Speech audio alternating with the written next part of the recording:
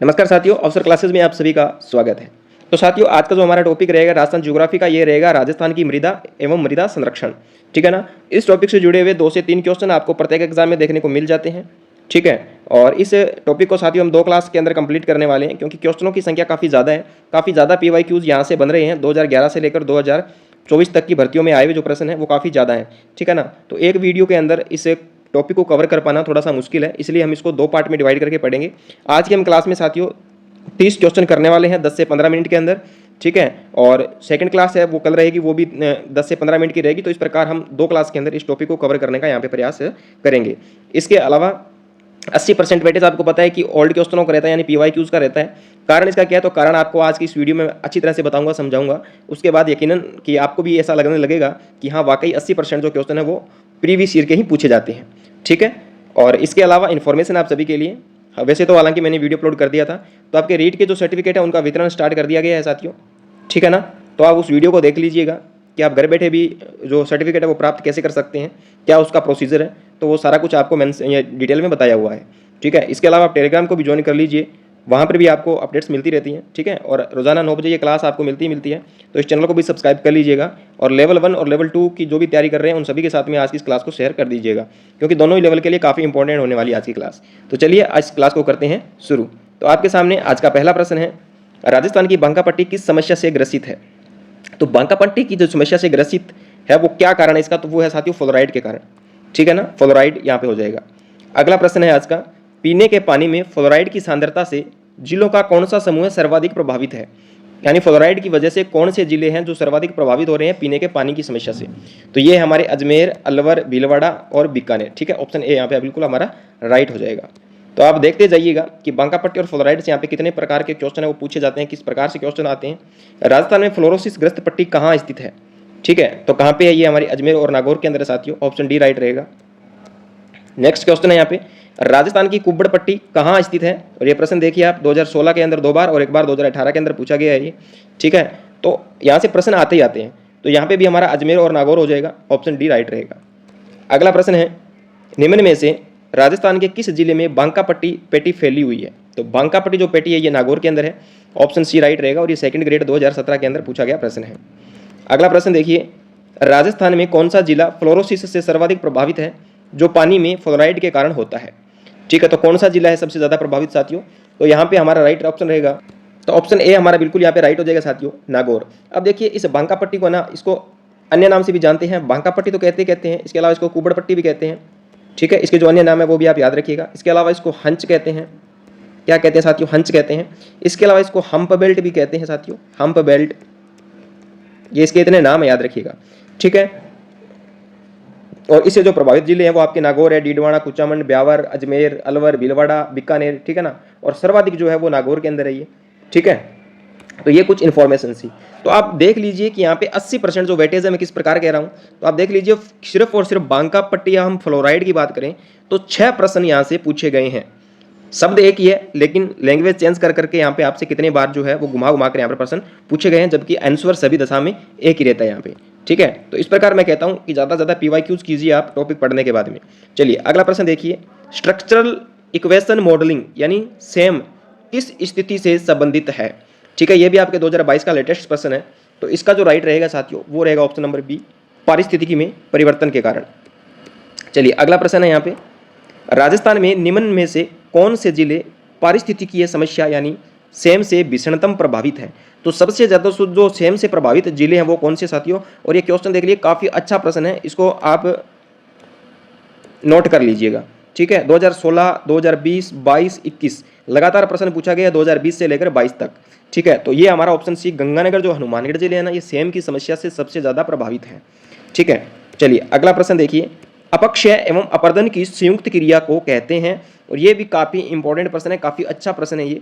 ठीक है ना। 2012 आरटेट के अंदर पूछा गया था। तो इसको कहते हैं साथियों अनाच्छादन। क्या कहते हैं, अनाच्छादन। यानी जब यहाँ पे अपक्षय, ठीक है ना, अपक्षय और अपर्दन की जब क्रिया साथ होती है साथियों। ठीक है। अपक्षय और अपर्दन की जब क्रिया साथ में होती है तो इसको कहते हैं साथियों अनाच्छादन। क्या कहते हैं, अनाच्छादन इसको कहा जाता है। चलिए नेक्स्ट प्रश्न की ओर बढ़ते हैं। और आज का हमारा अगला प्रश्न है, कौन सा कथन सही नहीं है। ये रीट 2015 के अंदर आया हुआ प्रश्न है। ठीक है, कुछ कथन दिए गए, हमें बताना है कौन सा सही नहीं है यहाँ पे। तो मृदा निर्माण के मुख्य कारण जनक सेल का स्वरूप और जलवायु कारक है। तो जलवायुविक जो कारक है वो है, ये बिल्कुल सही बात है। ठीक है, ह्यूमस मृदा में सबसे गहराई वाले भाग में पाई जाती है, कोई जरूरी नहीं है गहराई वाले भाग में नहीं पाई जाती, तो ऑप्शन बी हमारा आंसर हो जाएगा। यह कथन साथियों यहाँ पे क्या दिया हुआ है, असत्य दिया हुआ है।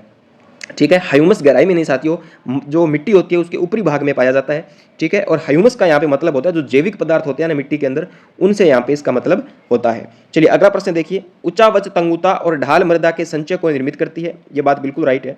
खनिज एवं जैविक पदार्थों का सही मिश्रण मृदा को उपजाऊ बनाता है, बिल्कुल सही बात है। जबकि ये गहराई में वाली बात है ना, ये यहाँ पे गलत है, क्योंकि गहराई में नहीं, जो आपके जैविक पदार्थ है वो मिट्टी के ऊपरी परत पर ही पाए जाते हैं। चलिए अगला प्रश्न देखिए, नई जलोढ़ मृदा का वर्णन करने के लिए किस शब्द का उपयोग किया जाता है। ठीक है ना, तो नई जो मृदा होती है उसका वर्णन करने के लिए, ठीक है, और नई मृदा कौन सी, वो भी जलोढ़ मृदा, तो इसके वर्णन के लिए जो उपयोग में हम लेते हैं उसको कहते हैं साथियों खादर। ठीक है ना, खादर का जो उपयोग है वो किया जाता है। अगला प्रश्न देखिए, वह भूमि जो लगभग प्रति वर्ष कृषि के अंतर्गत रहती है कहलाती है। ठीक है ना, तो क्या कहलाएगी वो कहलाएगी साथियों पोलज। क्या कहलाएगी, पोलज। और काफी इंपॉर्टेंट प्रश्न है, 2024 के अंदर ये पूछा गया है। ठीक है ना, ये देखिए 2024 के अंदर आया हुआ है। चलिए अगला प्रश्न देखिए, जहां प्रतिवर्ष प्राकृतिक रूप से मिट्टियों का नवीनीकरण होता है वह क्षेत्र है। तो वो क्षेत्र हो जाएगा साथियों हमारे खाद्र प्रदेश। क्या हो जाएगा, खाद्र प्रदेश। क्योंकि जो खाद्र प्रदेश है ना साथियों, यहाँ पर प्रतिवर्ष बाढ़ का पानी पहुंचता है। किसका पानी पहुंचता है साथियों, बाढ़ का जो पानी है ये यहाँ पर पहुंचता है, और उससे क्या होता है, मिट्टी का नवीनीकरण होता है। बस इतना याद रखिएगा, खाद्र कहते हैं, नवीनीकरण का नाम आए तो वहाँ पे खाद्र आएगा, क्योंकि यहाँ पे हर वर्ष बाढ़ का पानी पहुंचता है, और जिसके कारण मिट्टी का क्या साथियों नवीनीकरण होता है। क्योंकि जब बाढ़ का पानी आता है तो अपने साथ और कहीं से भी मिट्टी उठाकर भी यहाँ पे लाता है। चलिए, निम्नलिखित में से कौन सा मृदाओं के द्वितीयक पोषक तत्वों का उदाहरण नहीं है। जो सेकेंड जो पोषक तत्व है उसका उदाहरण कौन सा यहाँ पे नहीं है। तो यहाँ पे जो पोटास है ना साथियों, ये एग्जाम्पल नहीं है द्वितीयक पोषण तत्वों का। ठीक है, पोटास नहीं है, बाकी आपके बोरोन, मैग्नीज और कॉपर ये सारे के सारे द्वितीयक पोषक तत्वों के एग्जाम्पल हैं। चलिए अगला प्रश्न देखिए, यहाँ पे निम्न में से कौन सी अंश स्त्री मृदा समूह है। ठीक है, ये भी आपके 2024 का लेटेस्ट प्रश्न है, काफी अच्छा प्रश्न है ये। तो यहाँ पे जो हमारा राइट रहेगा वो रहेगा शैल मृदा। जो शैल मृदा है ये आपके अंश स्त्री मृदा समूह के नाम से भी जानी जाती है। अगला क्वेश्चन देखिए, राजस्थान के मध्य काली मिट्टी का विस्तार किस प्रदेश के अंदर है। तो काली मिट्टी कहाँ पे फैली हुई है, तो आपको पता है काली मिट्टी मिलेगी साथियों आपको दक्षिणी राजस्थान के अंदर। ठीक है, या मिलेगी आपको दक्षिणी पूर्वी राजस्थान के अंदर। कहाँ, दक्षिण या दक्षिण पूर्वी राजस्थान के अंदर मिट्टी मिलेगी। तो दक्षिण और दक्षिण पूर्वी का जो एरिया देखिए, अरावली तो यहाँ पे नहीं हो सकता, हाड़ौती, तो हाड़ौती दक्षिण पूर्व के अंदर आता है, जिसके अंदर कोटा, बूंदी, बारा, झालावाड़ ये जिले शामिल होते हैं। तो ऑप्शन बी यहाँ पर हमारा क्या हो जाएगा साथियों, राइट हो जाएगा। चलिए अगला प्रश्न देखिए, राजस्थान के निम्न में से किस क्षेत्र में काली मृदा पाई जाती है। अब देखिए काली मृदा से क्वेश्चन किस प्रकार से यहाँ पे पूछे जाते हैं। तो पहले आपसे क्षेत्र के बारे में पूछा गया, अब आपसे जिले के बारे में पूछ लिया गया है। तो झालावाड़ यहाँ पे हमारा राइट हो जाएगा, झालावाड़ जिले में काली मृदा पाई जाती है। तो इसीलिए कहता हूँ ज़्यादा से ज़्यादा PYQs करेंगे तो आपको ज़्यादा बेनिफिट मिलेगा। राजस्थान में निम्न में से कौन सी मृदा दक्कन ट्रैप से विकसित या निर्मित हुई है। तो यहाँ पे अगर हम दक्कन ट्रैप की बात करें तो दक्कन ट्रैप साथियों जो है वो काली मिट्टी को ही दक्कन ट्रैप कहा जाता है, क्योंकि इसका निर्माण है ना साथियों वो लावा के दरारी उद्गार से होता है। किससे होता है, लावा के दरारी उद्गार से होता है, जिसको हम दक्कन ट्रैप के नाम से भी जानते हैं, जिसे हम दक्कन ट्रैप कहते हैं। जब भी दक्कन ट्रैप आए तो काली मिट्टी का वहाँ पे नाम आएगा। चलिए अगला प्रश्न देखिए, काली मिट्टी राजस्थान के निम्न में से किस जिले में पाई जाती है। ये वापस प्रश्न पूछ लिया किस जिले में पाई जाती है, लेकिन इस बार यहाँ पे झालावाड़ इन्होंने नहीं दिया है। तो हाड़ौती हमें पता है, हाड़ौती क्षेत्र के अंदर पाई जाती है काली मिट्टी, दक्षिण पूर्वी का इलाका है। और हाड़ौती प्रदेश के अंदर आपको ये पता होना चाहिए कि हाड़ौती प्रदेश में कौन कौन से जिले शामिल है। चूरू नहीं है, सिरोही नहीं है, दौसा नहीं, जबकि 12 यहाँ पे हमारा क्या हो जाएगा साथियों, बिल्कुल राइट आंसर हो जाएगा। नेक्स्ट क्वेश्चन है क्वेश्चन नंबर 20, किस मिट्टी को रेगूर मिट्टी के नाम से भी जाना जाता है। तो रेगूर मिट्टी की मैं बात करूं तो साथियों जो काली मिट्टी है ना, इसको हम रेगूर मिट्टी, ठीक है, इस नाम से भी जानते हैं। चलिए अगला प्रश्न,